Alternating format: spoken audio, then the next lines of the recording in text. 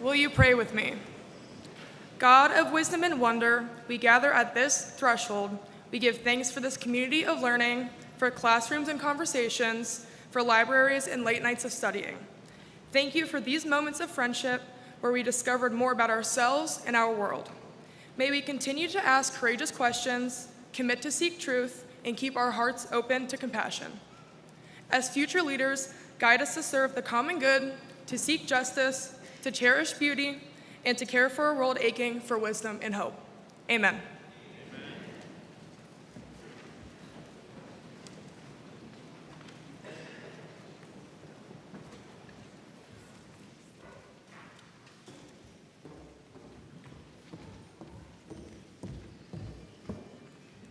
Good morning, everyone.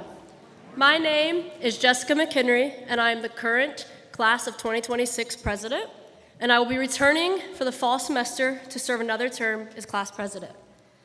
On behalf of the senior class, I would like to extend a special welcome to our trustees, President Caridi, faculty, administrators, family, and lastly, the reason we're gathered here today, the class of 2026. Today is one of those moments that feels both exciting and surreal. One we always talked about, but never fully pictured. So take it all in, because this moment is about celebrating our accomplishments and experiences that have etched every single one of us into the history of Bethany College. This school has given us more than just an education. It has given us experiences, relationships, and memories that we will carry for the rest of our lives. One day, we will be the alumni coming back to homecoming, telling the stories of our good old days at Bethany College. We've shared late night study sessions, early morning practices, campus events, road trips, wins, losses, and moments that seemed, at the time, very small, but ended up meaning everything. Whether it be the Waka Flocka concert or a late night Sheets run, every single one of us has created a core memory here. Take a second to look at the people around you. A few short years ago, we walked through the Ogilvy gates, symbolizing the beginning of our time here, and acted like we understood the syllabus on the first day. Now, within the past week, you've all passed your comprehensive exams and walked back through those gates. Every detail in between those two events has shaped or changed you in some way. By the end of this ceremony, you will have completed everything you've dreamed of when you came here to Bethany on your first day. Even though your time here may be coming to an end, your adventure is just beginning. And I have a pretty good feeling about everything this class will accomplish. So, class of 2026, I leave you with this quote from Ferris Bueller. Life moves pretty fast. If you don't stop and look around, every once in a while, you could miss it. With that being said, enjoy every aspect of today. Take the time to be in the now, because you have worked so hard to get here. And no matter where the road takes you next, you will always have a home here. Once a Bethanian, always a Bethanian. Class of 2026, congratulations. And of course, roll Bison.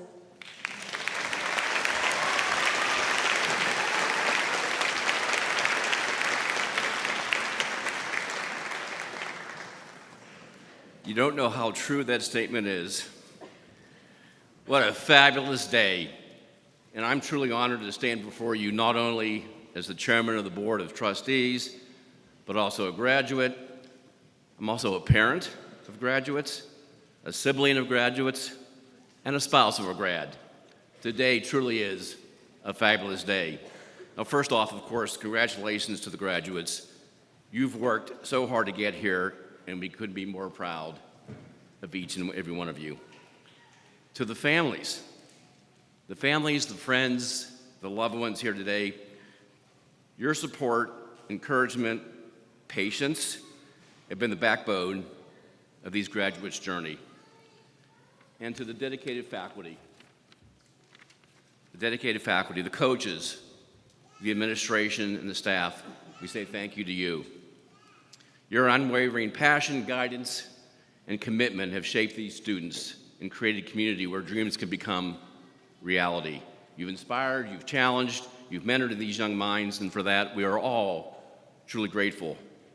And so the graduating class of 2026, congratulations once again.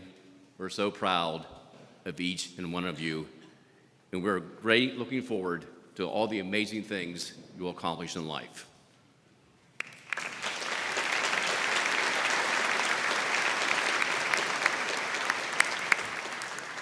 Thank you, Chairman Beto.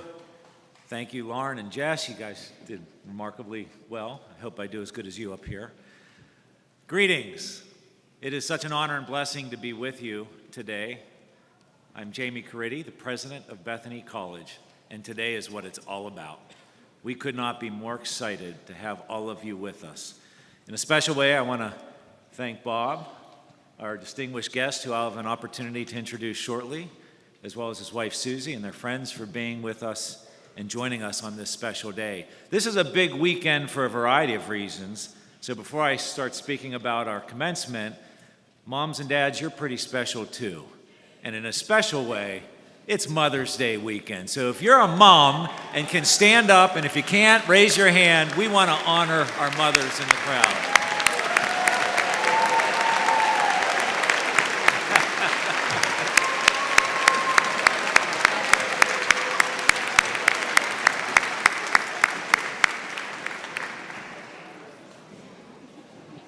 We know who makes it work in the families. Just ask my wife. Welcome to Bethany College's 186th commencement exercises, and congratulations once again to the class of 2026. Today, you will officially become Bethany alumni, and today we are honored to celebrate with you. We also want to celebrate all those who helped to make this day possible. As I said, I especially want to thank the families here with us. As students, you have been here for only a few years, but to your families, this day has likely been in their minds since the day you were born. This is a dream realized for you and for them, and we are grateful to be the place where the dream has become a reality. Thank you, families, for your encouragement, for your faith in Bethany College and our education, and for your belief in what could be for your sons and daughters. And to our graduates, I hope you will take time, if you haven't already, to thank your families, along with the faculty and the staff and the coaches who partnered with you and who helped each of you find purpose and passion. Commencement, yes, it's the culmination of a journey, but it's a journey that you did not take alone. As you can clearly see with a simple look around this beautiful space, it truly is remarkable and it's an inspiring view. Take this view with you, class of 2026, not only the beautiful picture-perfect parts you found here, but also the recognition of the expanse you traveled, mentally, physically, intellectually, and emotionally, so that you could sit in this spot today. You will always belong here, even as you pass through our Ogilvy gates and step into the world that needs your gifts, your talents, and all that you learned here at Bethany. You are ready, just as those before you were, to make an impact. You are also ready to redefine success beyond likes and thumbs up on social media as you meet uncertainty with confidence and create meaning out of a world that oftentimes feels like chaos.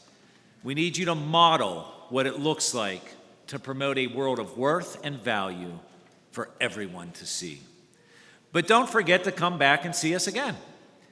The relationships you built here, the shared memories you made, and a campus that became your second home will always be waiting for you.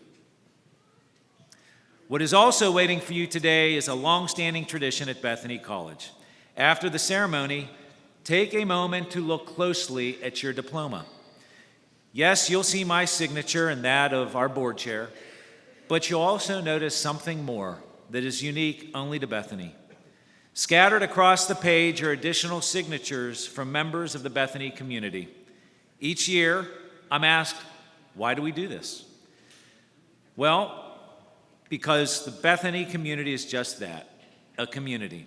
It's a community of caring people who have been there for you day in and day out during your time here. And it's the same community that now goes with you in spirit. You are our future. You are our ambassadors forever. And just like the beauty that surrounds us, that is steeped in its own history and sense of place, so too is your story as a proud Bethany graduate. Tell your story. Share your experience here with those you meet on the new paths that you take, and continue to make us proud, just as you have throughout your entire time here. Once again, congratulations.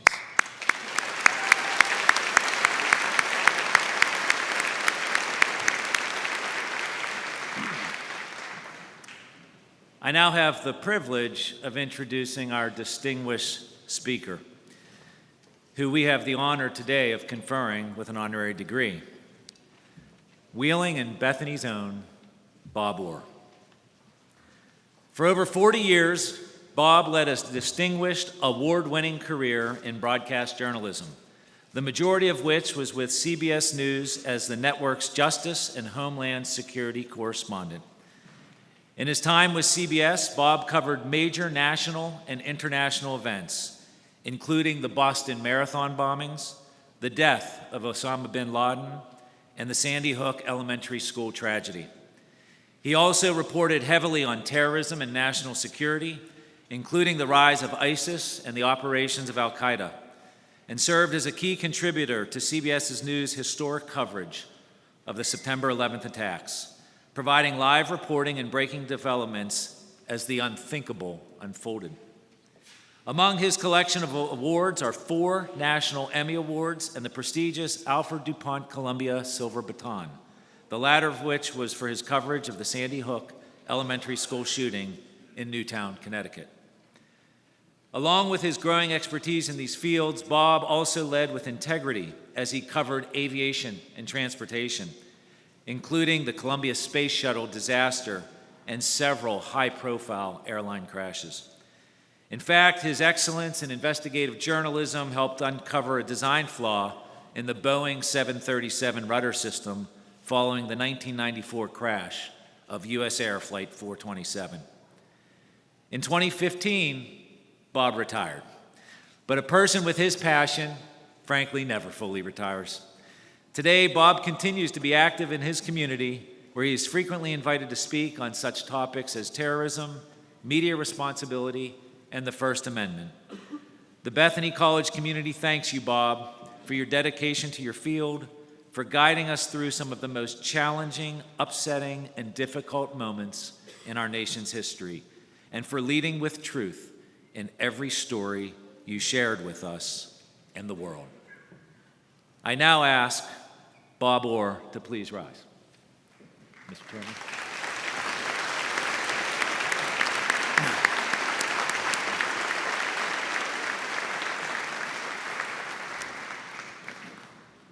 It is now the time in our program when we will confer the honorary degree.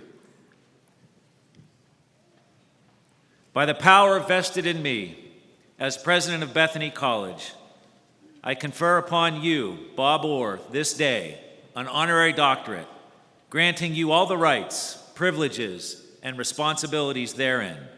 Bob, congratulations.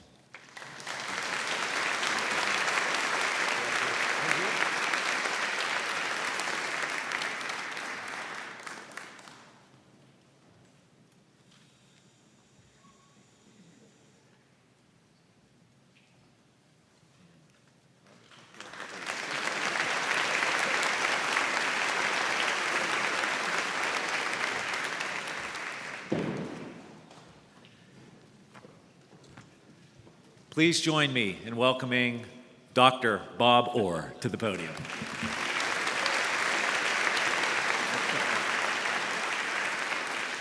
That actually made me chuckle. Thank you, Dr. Creedy and my Bethany family. This is an overwhelming honor for me, and it's very humbling. So thank you from the bottom of my heart. I'm excited to share this day with you and the trustees and the distinguished faculty and the friends, and especially with those individuals who worked so tirelessly for the last 4 years, meeting every challenge, answering every call. Of course, I'm talking about the parents. Thank you, Mom and Dad, because that's what made this possible. But as you know, I'm here to talk to the real honorees, the class of 2026. So many people have congratulated you. Let me add my congratulations and simply say, well done. Give yourselves a nice round of applause.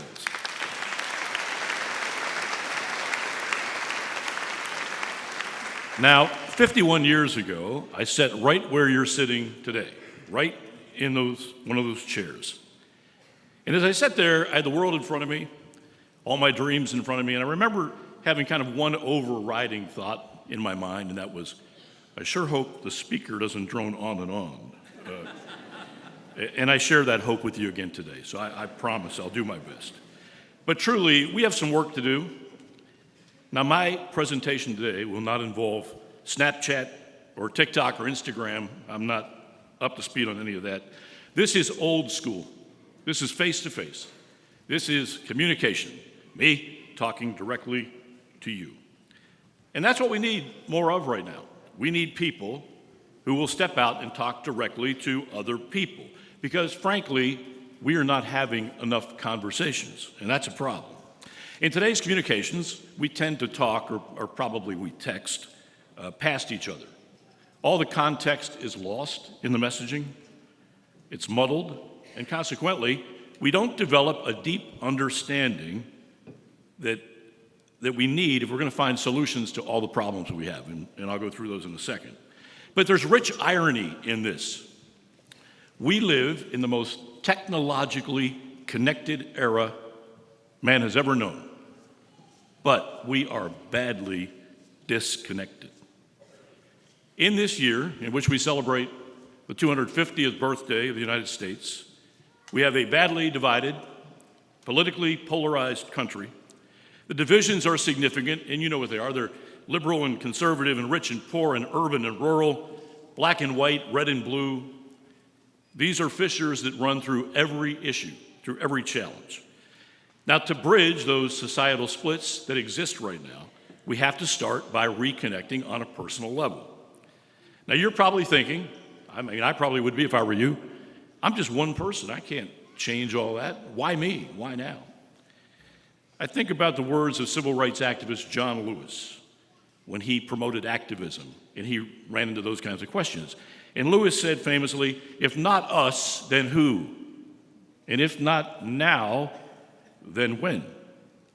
Now, when I came to Bethany in 1971, boy, that was a long time ago, 1971, I wasn't focused on society's problems of my day. They were different than now, but we had problems then too. I was intent on what I wanted to do.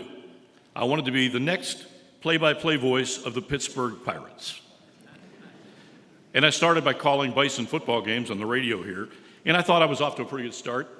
But I had a communications professor, Jim Carty, who pushed me into more serious pursuits. He talked a lot about journalism, things that were going on around the world. And at that time, there was a hot political scandal unfolding in Washington. If you don't know what it is, I know your parents do, but it was something called Watergate. I trust you do know. And we know how the Watergate story ended. Some very enterprising, aggressive, truth-seeking reporters, Woodward and Bernstein and others, they spoke truth to power, and they brought down a president. And in doing that, they demonstrated how truth, when applied, could shine a light in all the dark corners and consequently be a check on government abuse. So I wanted to be part of that. But how do you start? Well, I quickly learned that in my field, and I suspect in every field, it depends on building good relationships. That's how success happens.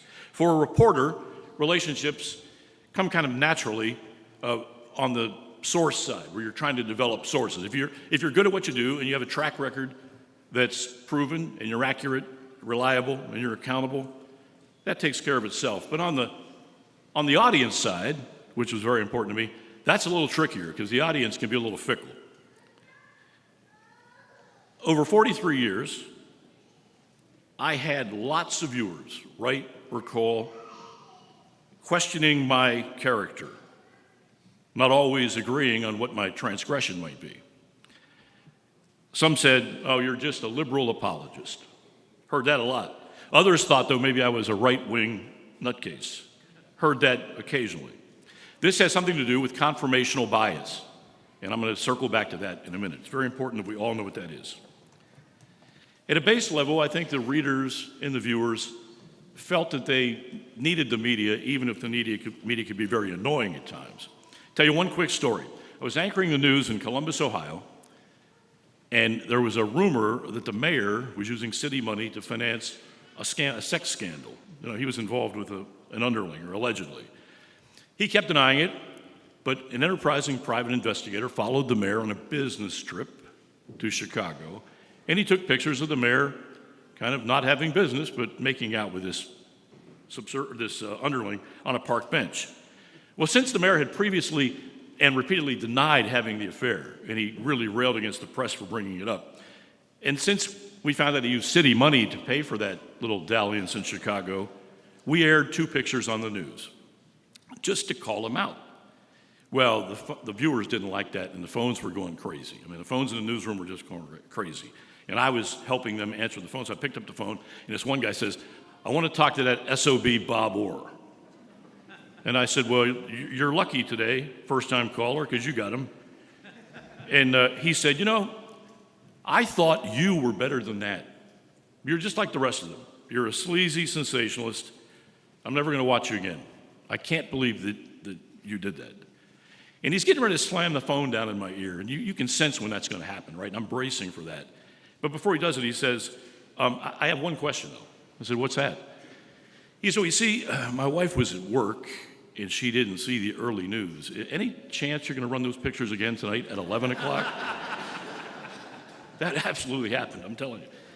Now, at the network, as Dr. Caridi detailed, and thank you for that very kind introduction, I dealt with more complex issues and more consequential stories. And some were historic. He mentioned a couple of them, Boston Marathon bombing, 9/11. But others involved human triumphs, like the day that Captain Sully Sullenberger landed the plane on the Hudson and the miracle of the Hudson landing. I got to cover that, so that was really fun. Day to day, the stories would change, challenges would change, but always the mission for me was the same, and very simple. Find the truth, report it fairly, keep it in the proper context, because after all, for a journalist, job one is responsibly informing the public. If you're doing something else, you're not doing your job. Well, on that front today, as we sit here, journalism's failing, I just have to say. Journalism indeed is under attack, but it's losing credibility all over the place. Now, it's no secret that our president, Donald Trump, is at war with the media. He makes that very clear. It's nothing new, though. Presidents have long battled the media. And why do they do that? They do that because they know that information is one of the most valuable commodities on earth. If you have the information, you have the keys to the kingdom. But when Trump calls the press the enemy of the American people, he's just channeling what Richard Nixon said 60-some years ago when he said, I guess it'd be 50-some years ago. I wasn't a math major. He said once to Henry Kissinger, his Secretary of State, don't forget, Hank, the press is the enemy. Ronald Reagan, he complained a lot about liberal bias. My dad, who was a fan of Ronald Reagan, often complained about liberal bias to me, about me. Bill Clinton, he accused the media, I love this one, of being too consumed with these really nasty conspiracy theories. And he, by the way, Clinton, was one of the first politicians ever to use the phrase fake news. George W. Bush, you know what he did? He just ignored us. Fewer press conferences than any president in the TV age. Barack Obama, he didn't get off easy either. He cracked down on leaks. And this may surprise some of you, Obama's administration subpoenaed more reporter records and seized more phone records and prosecuted more alleged leakers than all other presidential administrations combined. Now we have this administration aggressively pushing misinformation and knowingly doing that sometimes. News organizations, though, are really struggling to counter this false narrative that plays, in part because of self-inflicted wounds, budget cuts, payrolls, but most distressing, a lowering of standards. Some newspapers and networks have relaxed the rigorous standards around sourcing and objectivity and context, and this further erodes the public's flagging trust. I mean, if you're in the media, how in the world can you argue back against charges of fake news when you have lowered your own standards? So, can today's media meet the moment? I hope so, but I'm not at all sure about that. But I do know that the journalists really need a lot of help. And that's where you come in. The graduates today, you are part of the first so-called digital native generation. You know what I mean? You've been raised on tech. You grew up on tech. Your life revolves around connectivity, which is not a bad thing. But the problem is, we're not really connecting. So how is that? Well, technology is part of the problem. It's making us socially lazy. And now with the advent of AI, we're getting intellectually lazier. Now, don't misunderstand me. I'm not anti-tech. Texts, emails, video reels are all great tools, but that's what they are. They're tools. They're blunt instruments when it comes to meaningful communications. They're high-tech, but they're kind of inefficient, and they're ineffective for full understanding. So let's try this, okay? Let's put down our cell phones once in a while. Seek out real dialogue with other people. And here's the hard part, not just with our like-minded friends. Let's be bold enough to seek out and engage people who might not agree with us. Now that sounds a little radical, but that needs to happen. We need to talk face to face. And when we do meet, we need to listen. We need to be respectful of other viewpoints that might clash with our own. This is a hard one too. Be open to the notion that on some issues, some of your deeply held beliefs might be wrong. Maybe you don't have it right. We need to be willing to be humble enough to challenge our own beliefs. Civility, compassion, empathy, those are among our tools. But truth must always be our guide. We've had our chances in the past and in the recent past to get our act together as a country, and we keep repeatedly failing to do the right thing. I want to take you back to something that Dr. Caridi mentioned, a day that happened in December of 2012. December 12th, 2012, the saddest day I ever spent in my 43 years of broadcasting. It was a shocking day for all of us. Many of you, probably even most of you, were in elementary school at the time, and it affected you too, greatly. I was working in the newsroom in Washington at the CBS Bureau, and we got a report of a possible active shooter at the Sandy Hook Elementary School in Newtown, Connecticut. Well, we had to nail that down. That's a pretty big deal, and we have to find out if it's true before we go on the air. Well, it was my job to, as the justice correspondent then, to get the facts and to make sure that we stayed with the facts and stayed on the straight and narrow. And my bosses were very clear. They said, this is really a very volatile situation, potentially. We got to make sure we got this right. So we're not going on the air until you tell us that you have information that some children are involved and hurt. And certainly, if any children are dead, we will break into programming.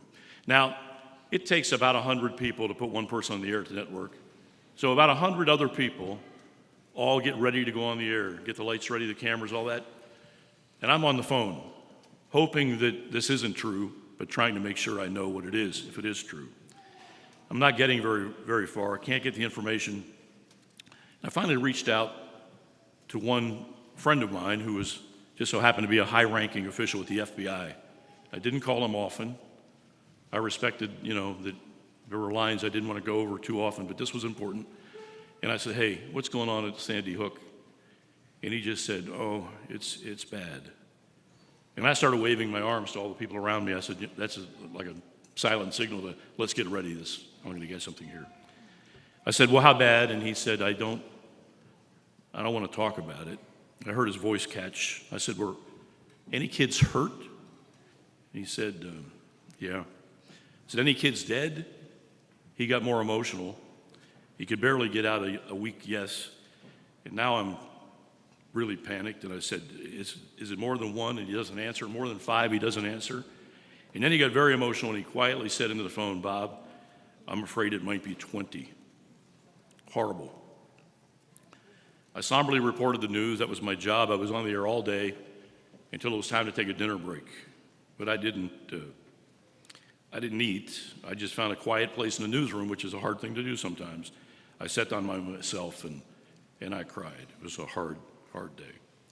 At the time, I took some comfort in thinking, well, this is going to do it. Sandy Hook's going to change everything. We're going to get meaningful changes finally. Maybe more enforceable gun laws. Maybe more money for mental illness. But most importantly, maybe we could just get together and agree we have a problem. People could be courageous enough to stand up and go against the special interests and say, sure, we're here to protect your rights, but we also have to protect all of us. But it didn't happen. It was a naive hope. We never even started the conversation. We never even had the first conversations about it. The gun debate today, many years later, remains one of the fault lines dividing Americans. There are others, you know what they are. ICE raids, the Iran war now, diversity politics, that's a big one, especially on campuses, vaccines, spending priorities, the list goes on and on. As a people, though, we can't have that many divisions and be a united people. We have to come together because it's clear right now that our politics, you don't need me to tell you, you know it, politics are toxic. Statesmanship is pretty much gone. Winning the argument now is more important than finding the solution to the problem. Compromise, that's weakness. Politics, always before policy, and put your party before your country. One-party rule, though, I will tell you, is very, very dangerous. It's unchecked government power, and I don't care which party is in charge. It doesn't matter to me. One-check or one-party rule is dangerous. And here's a big one. Facts have to matter. There's no such thing, and I know you've heard this, as my truth. Not my truth, not your truth. And God forbid it's not alternative facts. What's that? Those are just opinions. Everybody has opinions.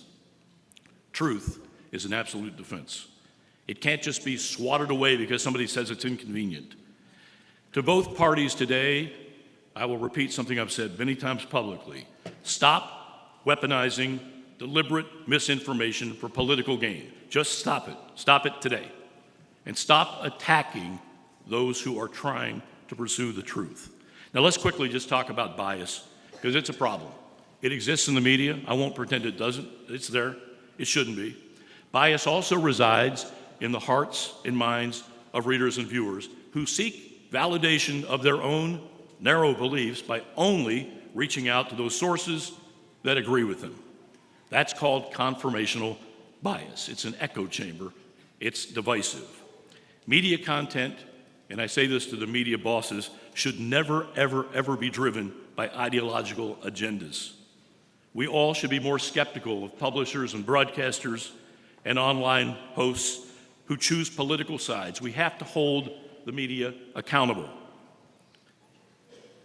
Please stop relying on blogs and unvetted internet propaganda as your only sources for news.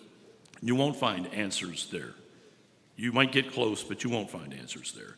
Trustworthy information, though, is available. It can be found, but it's a participation sport. You have to invest the effort.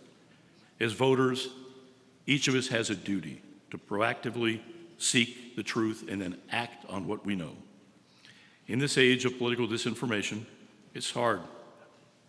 Who do you believe? Who do you trust? It's the most frequent question I get. And if you have a good answer for me, I'm all ears. I want to hear that. It's hard. There are countless influencers, AI platforms, all trying to tell you how to think.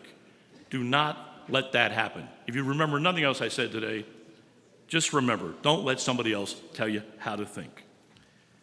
I mean, after all of you, in a few minutes, are about to get Bethany certified brains. You have the paper to prove it. Think for yourselves. That will bring real discernment. I sincerely believe if you talk to enough people, enough different people, check enough disparate sources, if you keep open minds, facts will emerge and the truth will be revealed. An informed electorate is our last best defense against government overreach. When we see abuses, call them out. The youngest winner of the Nobel Peace Prize, Malala, said, "We realize the importance of our voices only when we are silenced." The institutional guardrails all around us are failing. They keep democracy on track, but Congress, the courts, the press, they're ineffective, and often they're part of the problem. So it's up to the fourth guardrail. You know who that is? We, the people. We are the last guardrail. We have to be actively engaged, tireless in pursuing a better world. We have to get together before we can be united. We're the United States of America. Well, we're not united till we get back together. And that's our mission. That job sounds enormous, maybe too big to tackle. Why bother? But I'm maybe crazy enough to think that if we reach out and start just a few conversations, each one of us, we can begin to form relationships. Remember I said it's all about relationships. Rekindle civil discourse and sow the first seeds that will lead to change.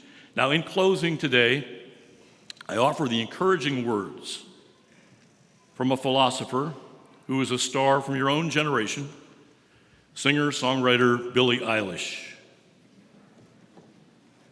Billie said about the state of the world, "You've got to get out and change the world. And we're the generation that's going to step into that." So celebrate tonight. Hug your mom and dad, thank them twice. But tomorrow, let's get after it. Boldly step out of your comfort zone. Maybe leave your phone in your pocket. Start building those relationships and take up the mission. Again, I offer my greatest congratulations to you. Good luck.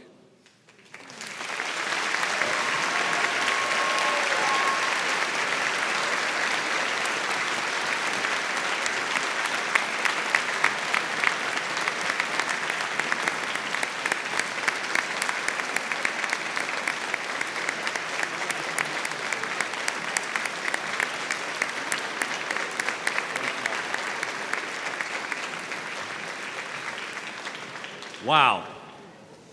Bob, thank you for your challenge to all of us and your call to all of us, and especially our graduates, a call to mission, and for your inspirational message. It truly was inspiring. One more round of applause for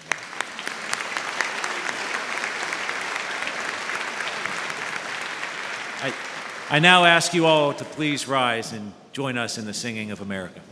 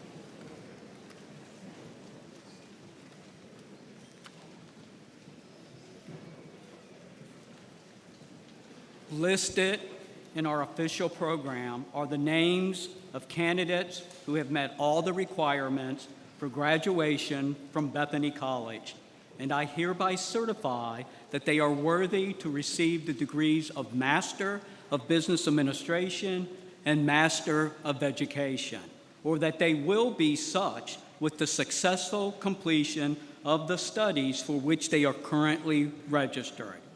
I bring them forward to receive their recognition as graduates from this old college. Will the candidates for the degree of Master of Business Administration please rise?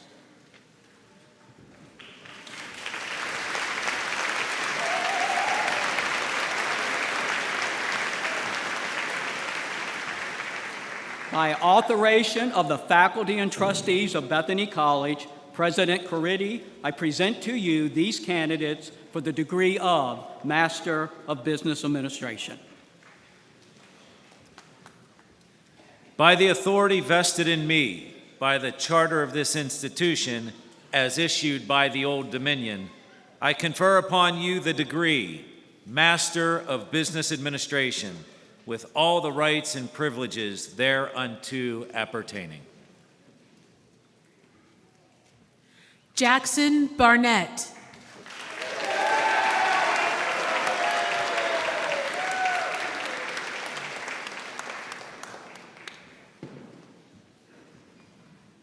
Melissa Dreyer.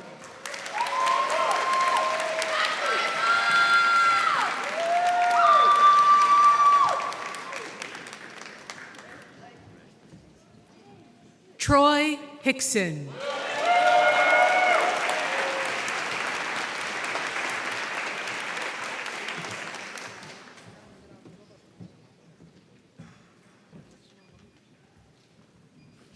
Jenica Michelle Nicole Leverman.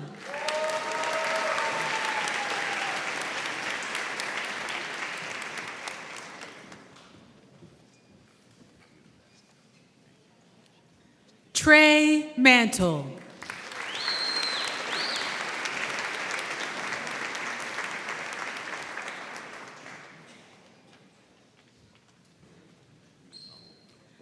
Jennifer Lynn Rorig.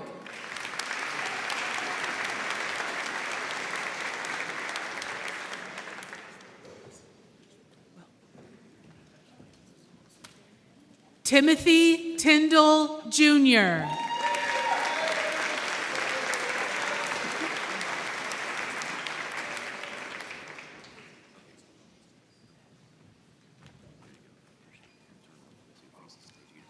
Tristan Malachi West.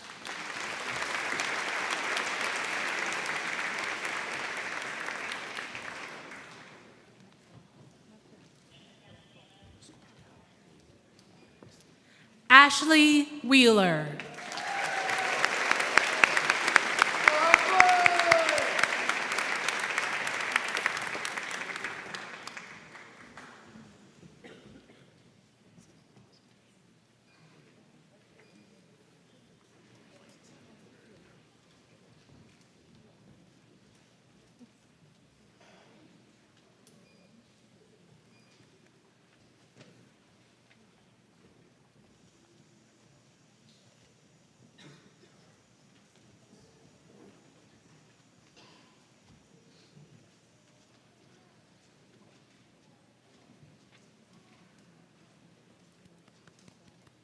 You may be seated.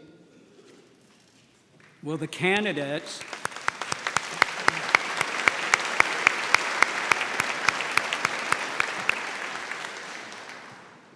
for the degree of Master of Education please rise? By authorization of the faculty and trustees of Bethany College, President Caridi, I present to you these candidates for the degree of Master of Education.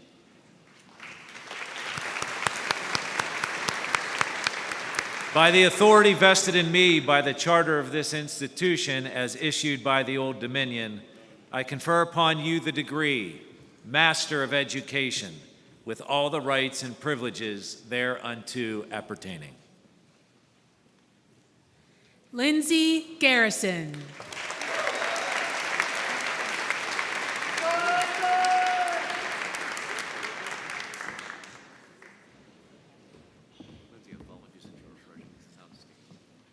Travis Lee Lysick.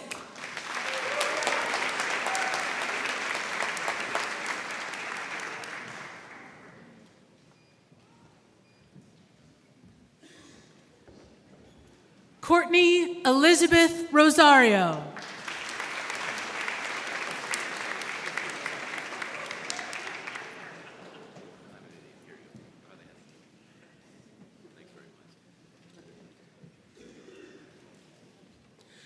Jocelyn Zaya Wise.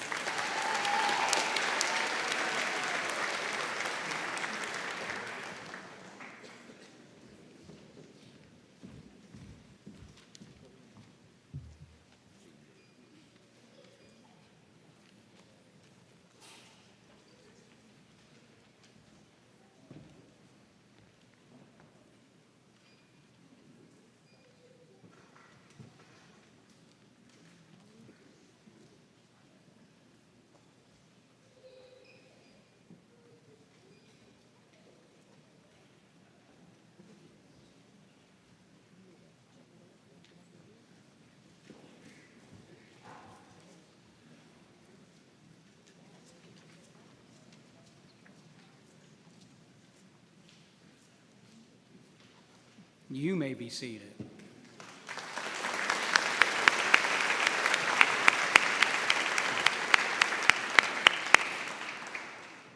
Listed in our official program are the names of candidates who have met all the requirements for graduation from Bethany College, and I hereby certify that they are worthy to receive the degrees of Bachelor of Science and Bachelor of Arts, or that they will be such with the successful completion of the studies for which they are currently registered.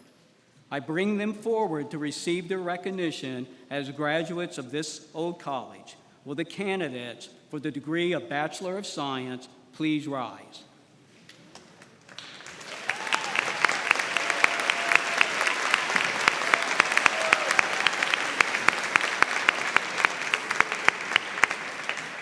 By authorization of the faculty and trustees of Bethany College, President Caridi, I present to you these candidates for the degree of Bachelor of Science.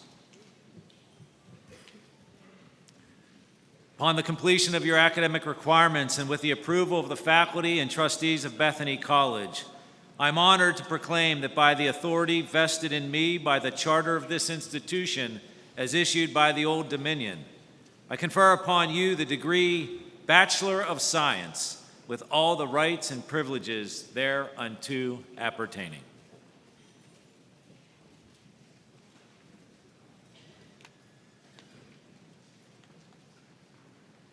Alina Jolie Arbogast.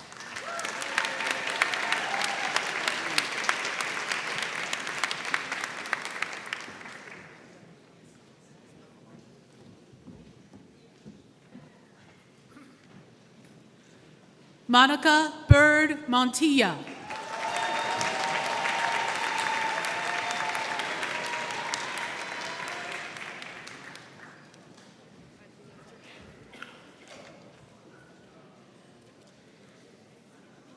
Adriana Marie Brown.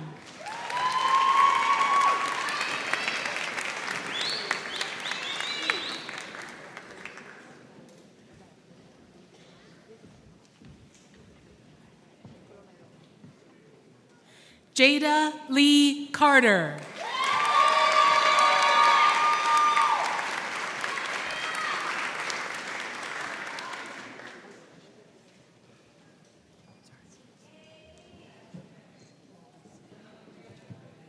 Shania Vonique Christopher.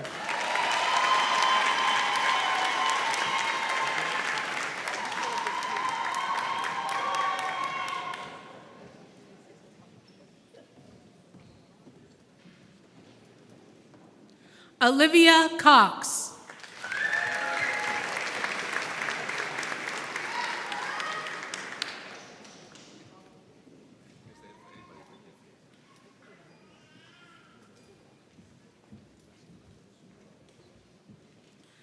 Taylor Elizabeth Dusenberry.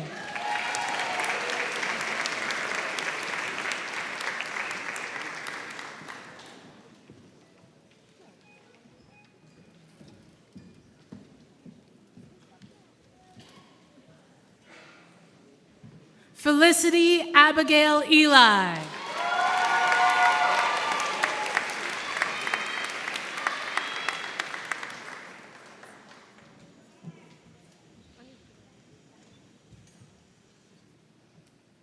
Emma Fleckenstein.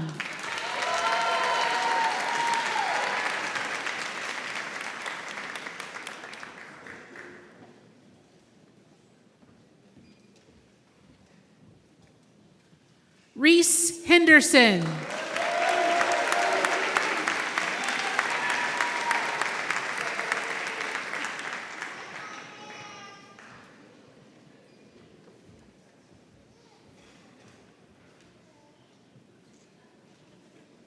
Gabrielle Louise Hicks.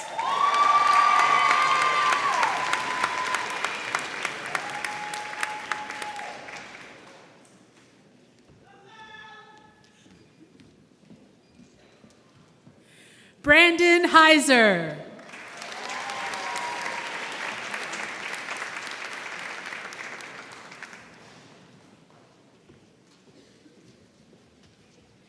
Emma Jackson.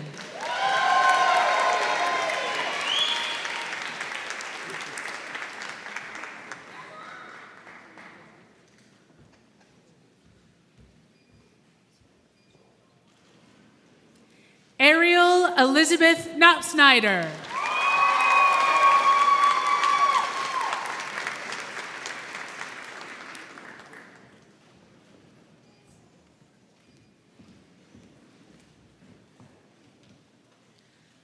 Annabella Marie Kovac.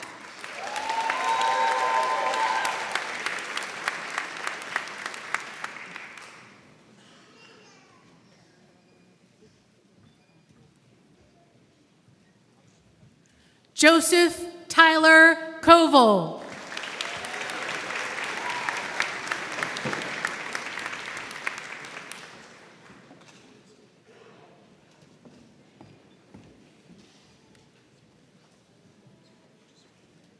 Chloe Page Lee.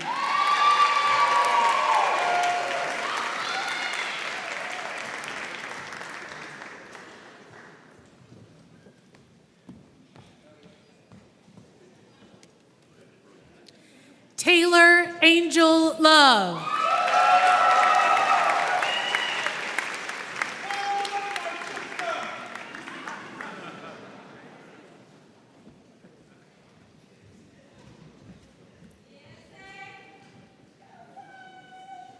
Valerio Martino.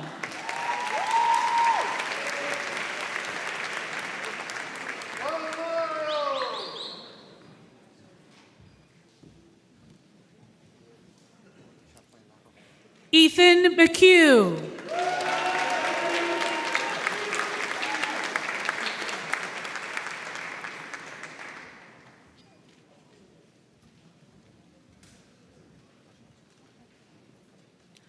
Katrina Jalen Miles.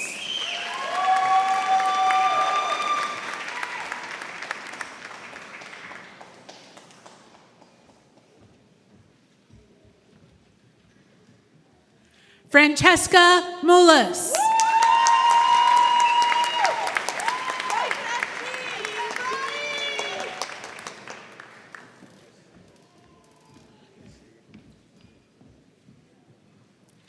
Jaden Nestor Fox.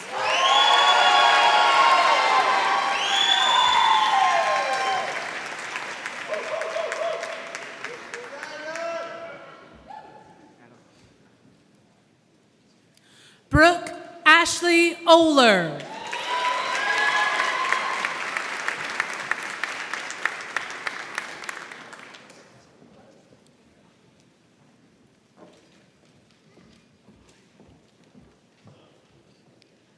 Madeline Margaret Peterson.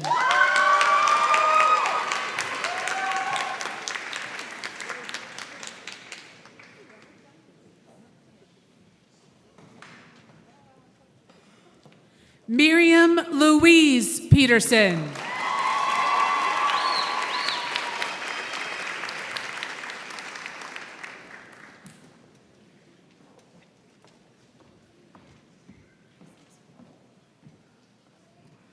Mallory Ann Payton.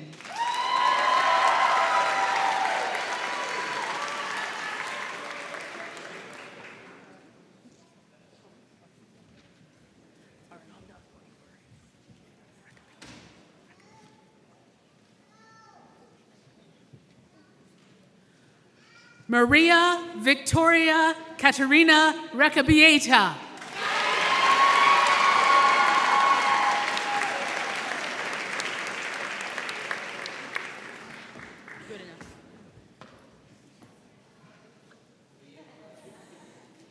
Kaylee Shea Rett.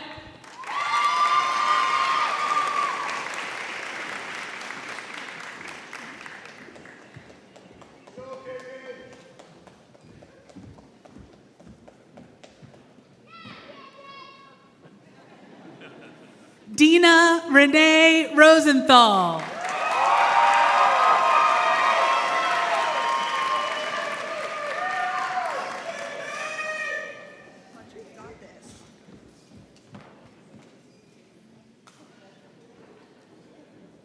Alexandra Savatava.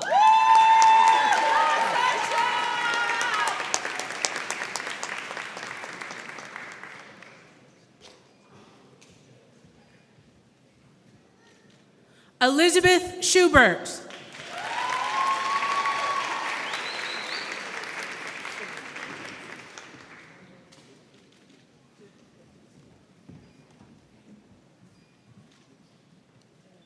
Jacob Edward Sawyers.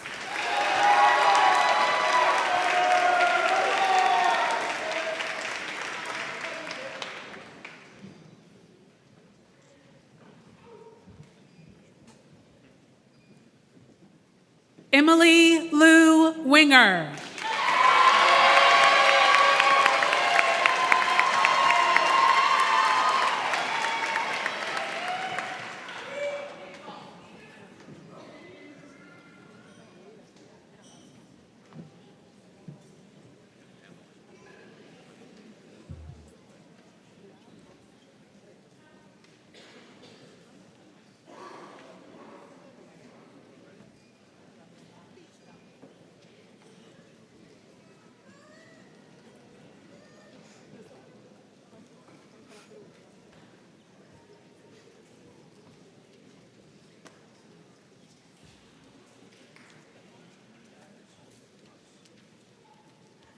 You may be seated.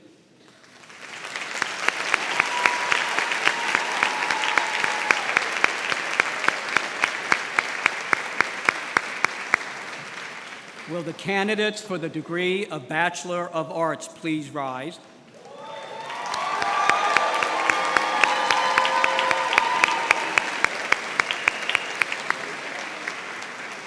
By authorization of the faculty and trustees of Bethany College, President Caridi, I present to you these candidates for the degree of Bachelor of Arts. Upon the completion of your academic requirements and with the approval of the faculty and trustees of Bethany College, I am honored to proclaim that by the authority vested in me by the charter of this institution as issued by the Old Dominion, I confer upon you the degree, Bachelor of Arts, with all the rights and privileges thereunto appertaining.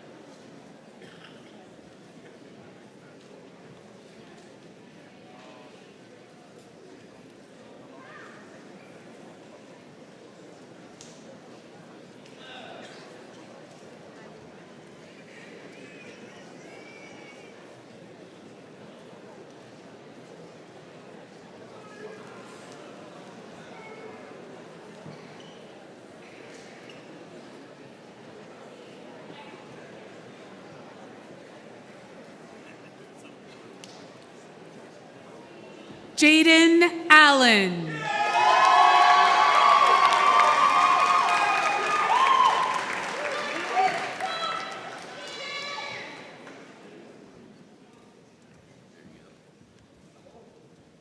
Aubrey Rain Ashenhart.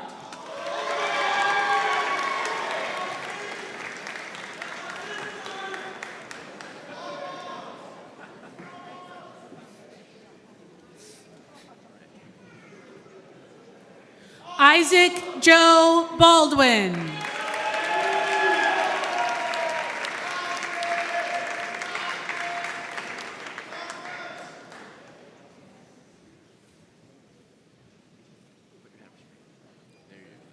Chad David Barrett.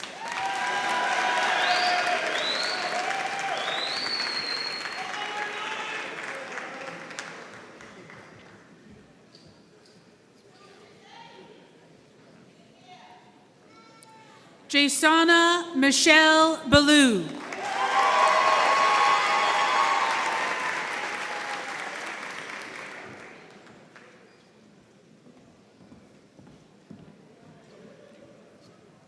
Timberlyn Dawn Blankenship.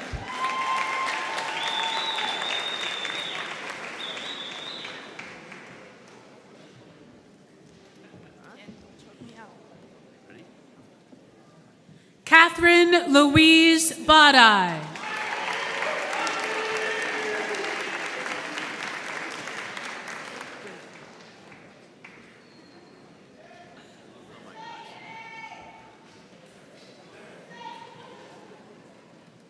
DeFrante Braithwaite.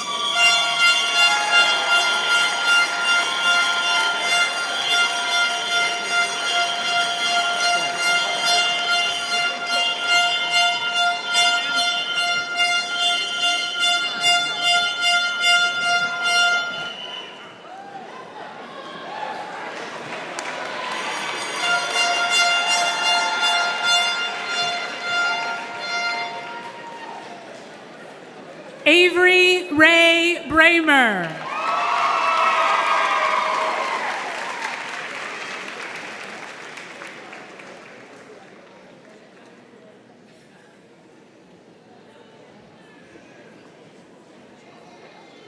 Madison Mackenzie Buxton.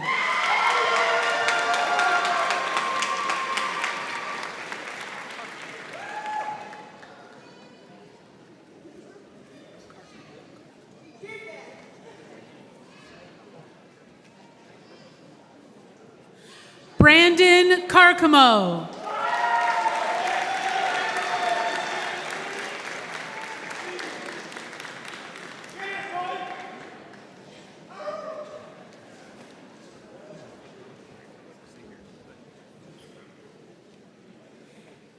Andy Renee Clark.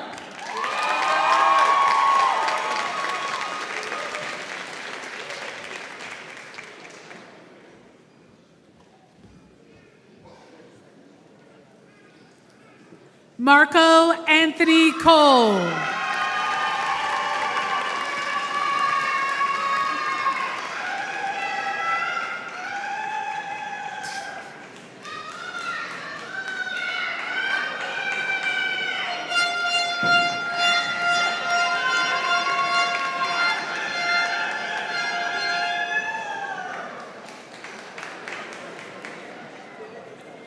Lauren Elizabeth Cooper.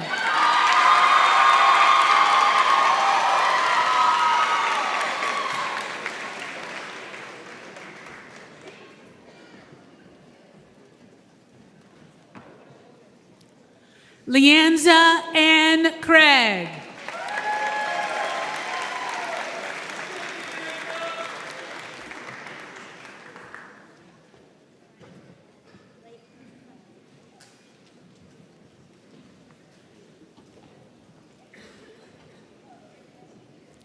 Blake Anthony Cummings.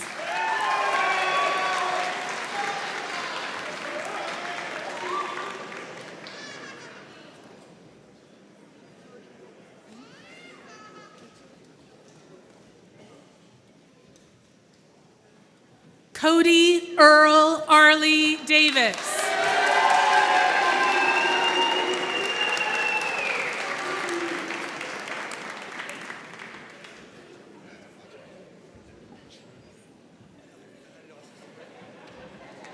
Peyton R. Davis.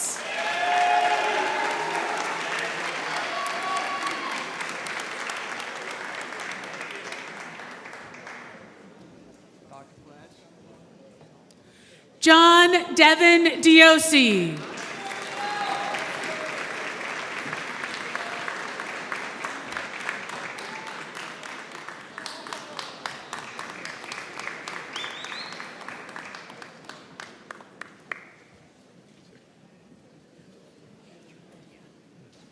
Amadou Tijan Diablo.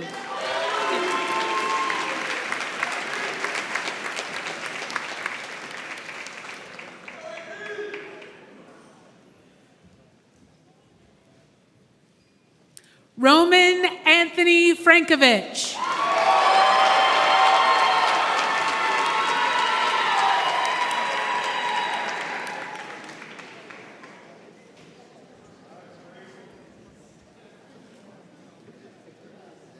Brooke Allison Fulecki.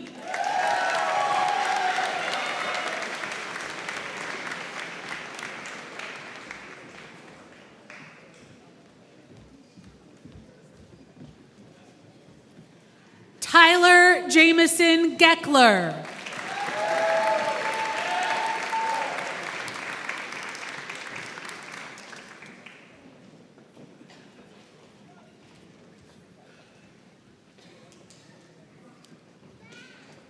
Jasmine Alea Gonzalez.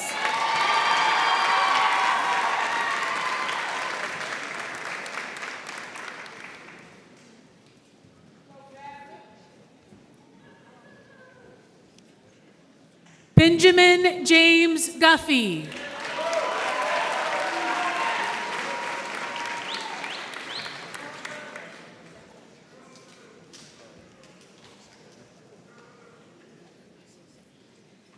Timothy William Jenkins, Jr.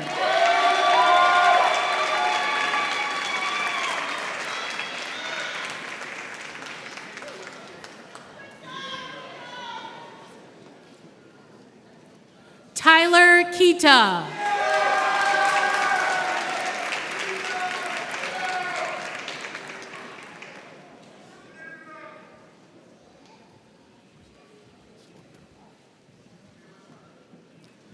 James Ledyard II.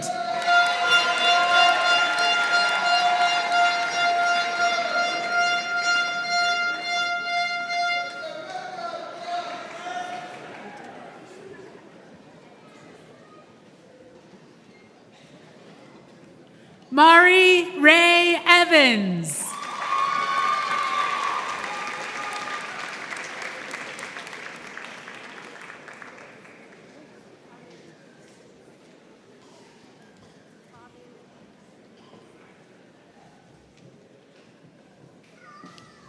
Manuel Fave Lucas.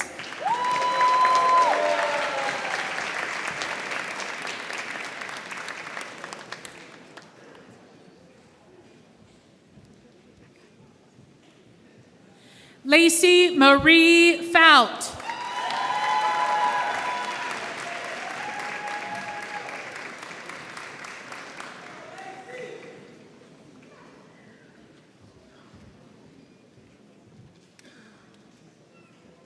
Elizabeth Ann Meyer.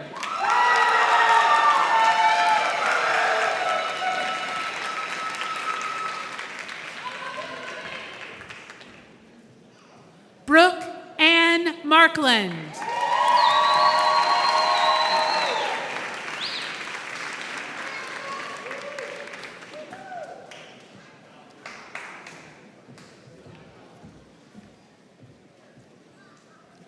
Janez Tulela Matthews.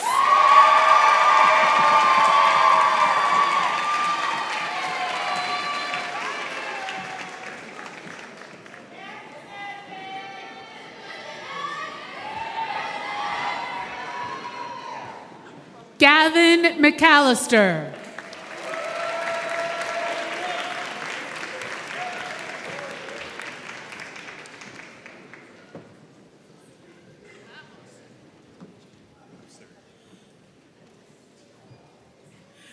Coda William Moore.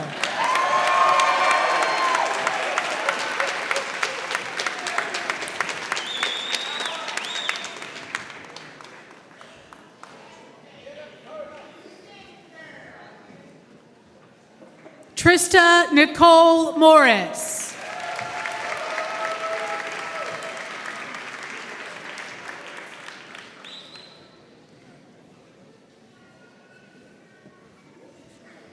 Might lose my cap. Christian Scott Nestor.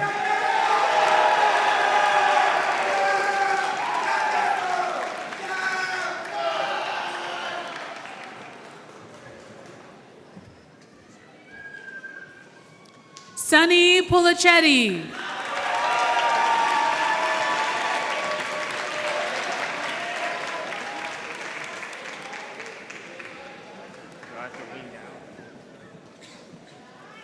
McKenna Filson.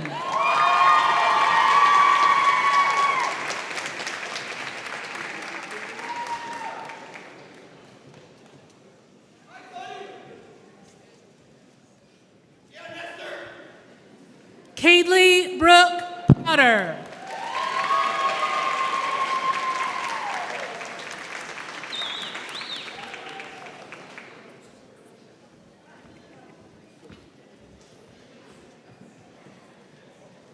Alexis Anastasia Reed.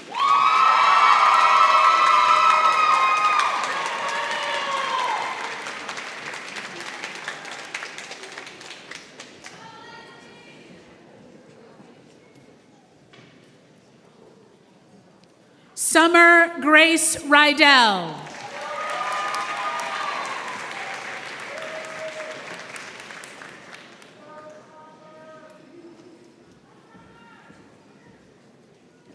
Chloe Jane Riggs.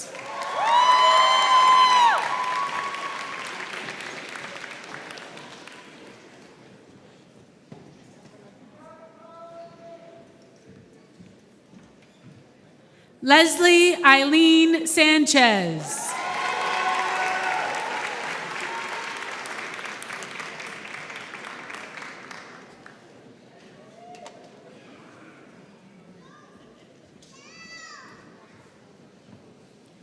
Grace Mary Schweikert.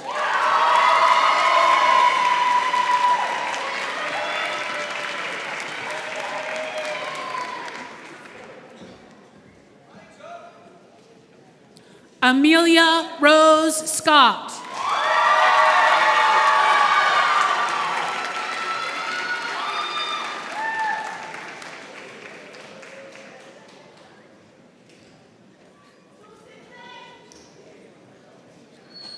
Jaheim Shepard.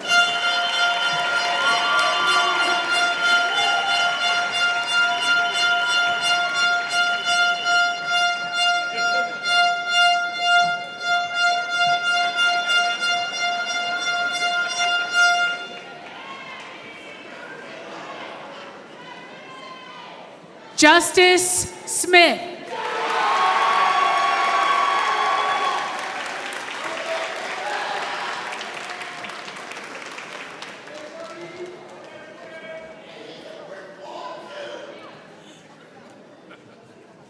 Ian Stempler.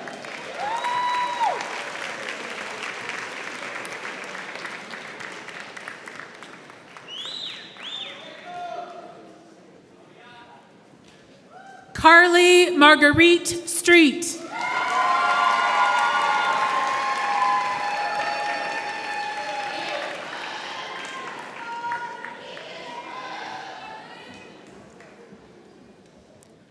Daphne Rochelle Tennant.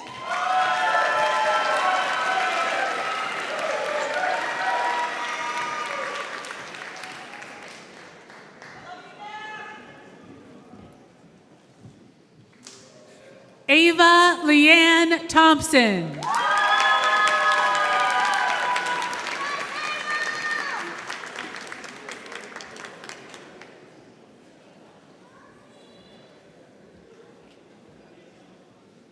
Nahuel Vivas.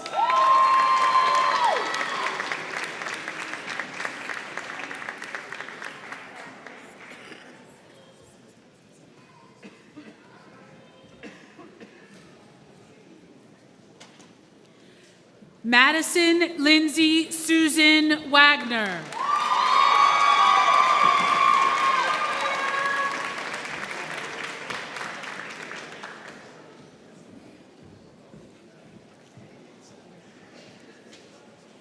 Amarion Williams.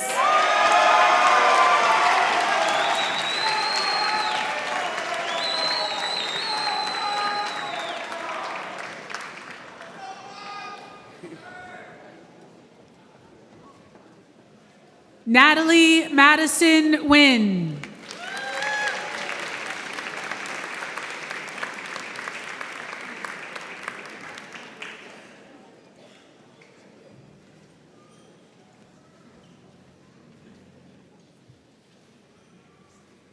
Caitlin Quimby Zeems.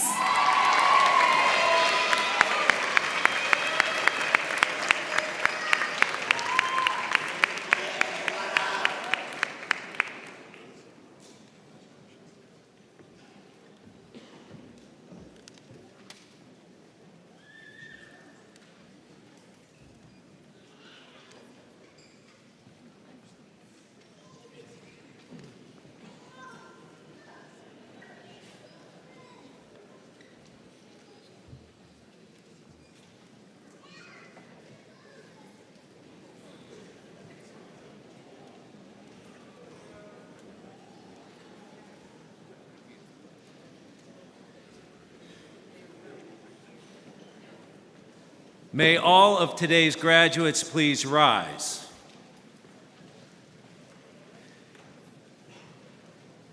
You may now move your tassel from the right side of your cap to the left side of your cap. Ladies and gentlemen, I present to you the Bethany College class of 2026.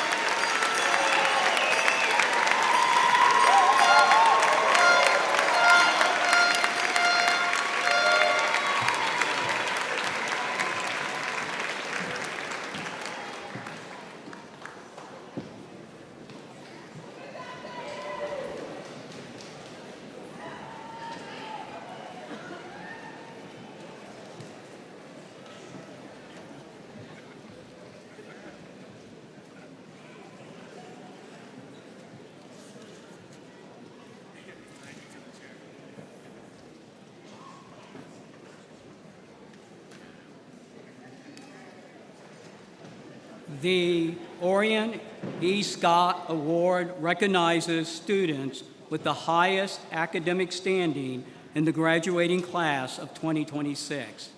Named in honor of a distinguished alumnus from the class of 1892 and longtime trustee, the award underscores Bethany's enduring commitment to academic excellence, intellectual engagement, and scholarly achievement. This year, the honor of Valedictorian is bestowed upon 3 outstanding students: Catherine Botta, Emma Fleckenstein, and Annabelle Kovac. Catherine.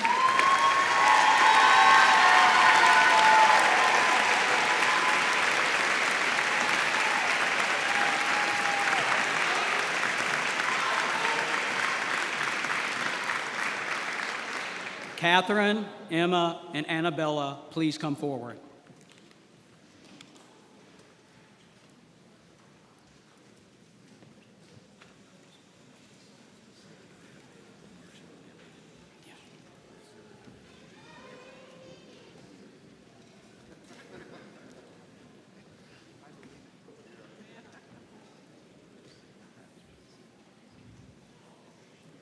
So Catherine, a criminal justice major from Irwin, Pennsylvania, had success both in the classroom and on the court.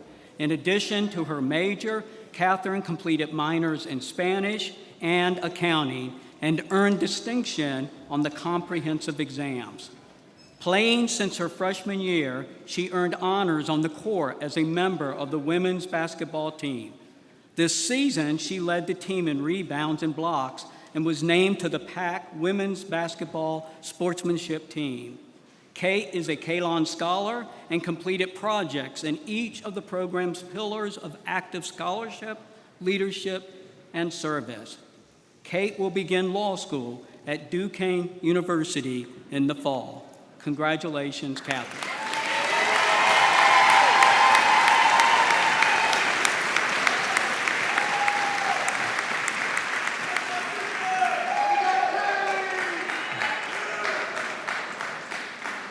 Emma, a chemistry major with a focus in biochemistry from Huntington, West Virginia, is an example of a well-rounded individual who excels academically and participates in campus life. Having earned both the first-year honor awards for chemistry and biology, Emma earned the highest senior chemistry award this year. On the soccer field, Emma was named to the PAC's Academic Honor Row. She will start dental school at West Virginia University in August. Congratulations, Emma.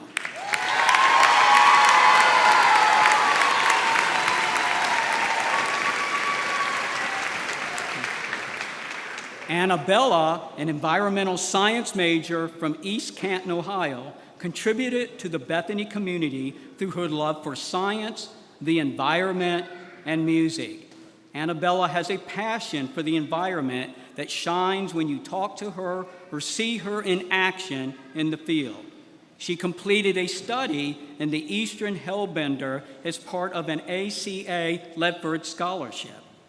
Due to her service, leadership, and academic achievement, Annabella was awarded the 2026 Francis O. Crawford Prize.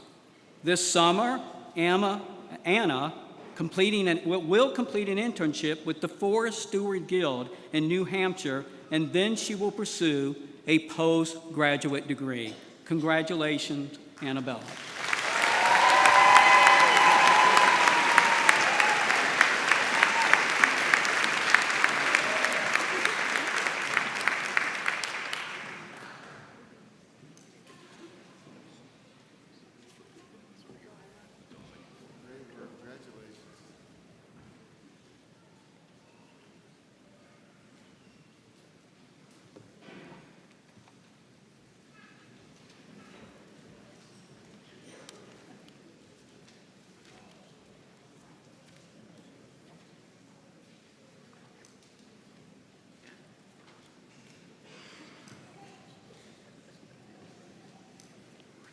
By receiving the Orion E. Scott Award, Catherine, Emma, and Annabella join a distinguished tradition of Bethany scholars whose intellectual achievements, leadership, and integrity continue to inspire. Congratulations to the valedictorians of the class of 2026.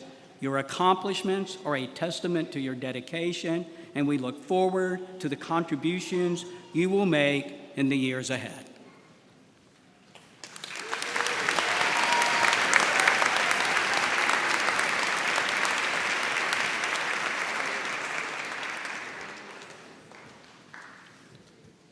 Class of 2026, thank you for letting me share in this special moment today. You have become a member of a very select group of over 10,000 living Bethany alums. The pin that you received from me this morning signifies a tradition of school spirit shared by all of us who have walked where you walk today. At this time, please attach it to your hood or your robe. I've also given you 2 decals for your cars so you can advertise Bethany, and my business card so you can stay in touch with us as you move through the world to let us know your contact information so that we can keep you informed on everything that's going on down here, even when you can't make it back. However, I'd love to see all of you on campus, at least for homecoming this year. Your first homecoming is a special time too, so block out September 17th and 18th and plan to be here. Thank you and congratulations.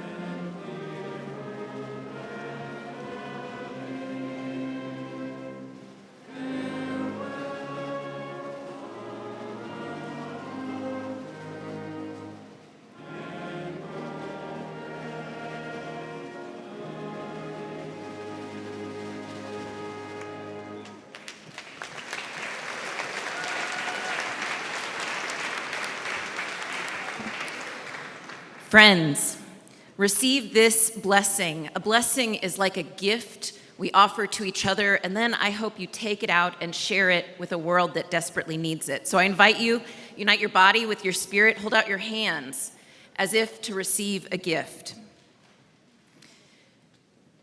In a world fraught with violence, may God make you an instrument of peace. Where there is hatred, may you sow love. Where there is harm, may you offer forgiveness. Where there is doubt in humanity, may you inspire faith. Where there is despair, be a beacon of hope. Where there is darkness, continue to shine your light. And where there is sadness, be that spark of joy. Grant that you may not so much seek to be consoled, but to console others. Not to be understood, but to understand. And not to be loved, but to offer love. For it is in giving that you receive. It is in offering forgiveness that you are forgiven. And it is in your self-giving love that you inspire new life. Go in peace.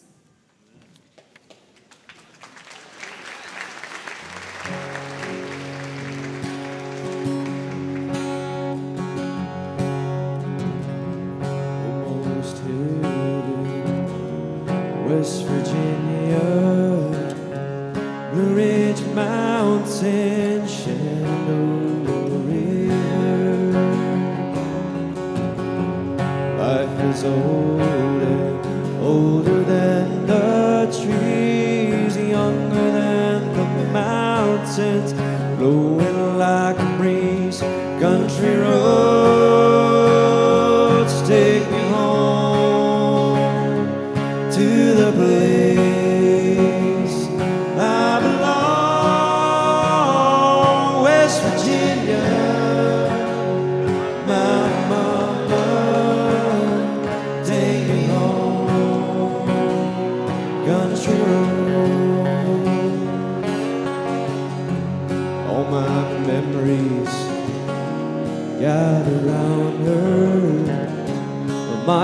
First lady, stranger to blue waters,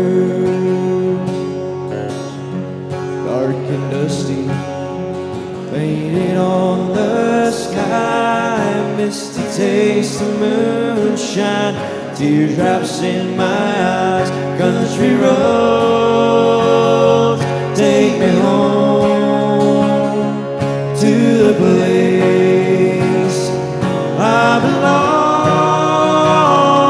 West Virginia, my mama, take me home, country roads. I hear her voice in the morning hour, she calls me, the radio reminds me of my home far away. Driving down the road, I get a feeling that I should have been home yesterday. Yesterday, country roads, take me home to the place I belong, West Virginia, my mama, take me home, country roads, country roads.